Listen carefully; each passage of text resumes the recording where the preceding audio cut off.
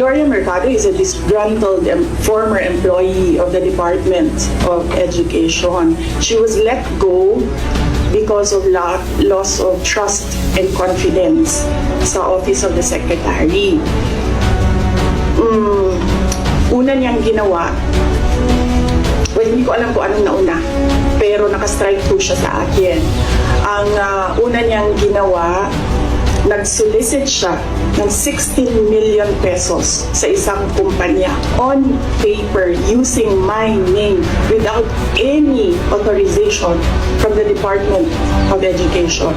Bibigay ni JC sa inyo mamaya yung papel. Kalagay doon. Pangalawa, noong nag-school visit ako sa Cebu,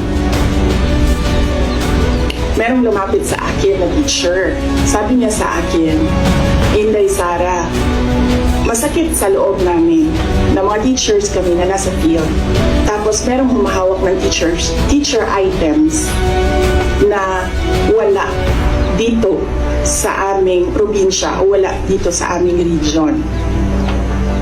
So, pinakwento ko siya.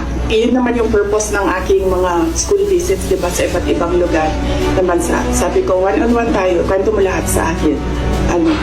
And then it turned out, ang HR mismo ng Department of Education, our undersecretary, took a teacher item from Region 7, nilagay niya sa central office for a non-teaching task.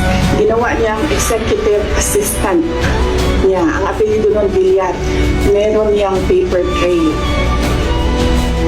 So, nung bumalik ako sa central office, tinanong ko, totoo ba na meron tayong teacher item galing sa Region 7 na nandito sa atin?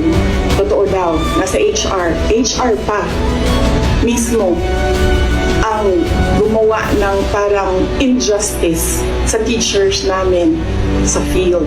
So on that second point, hindi ko na pinalampas. Sinabihan na siya na there is a loss of trust and confidence. And you should go. And then she said na pwede bang mag-retirement na lang ako instead na paalisin niyo ako. Kasi ang tagal ko na, matanda na ako. And then sinabihan siya, okay, sige. You go. So she's a disgruntled former DepEd employee. At yan yung dalawa na rason kung bakit siya pinaalis. May papel yung 16 million na solicitation niya. May papel yung teaching position sa Region 7 na kinuha niya. In my experience sa kanya, ayoko, factual lang ako ayaw ko atakihin yung pagkatao niya. I think, hindi lang siguro niya matanggap na kasalanan niya kung bakit siya pinalayas sa Department of Education. Pero hindi din talaga namin matanggap na magsusulisit ka sa isang private company on paper 16 million. And then, kukuha ka ng teacher item sa field, gagawin mong EA sa central office. Hindi pwede. Dr. Avi Vlad.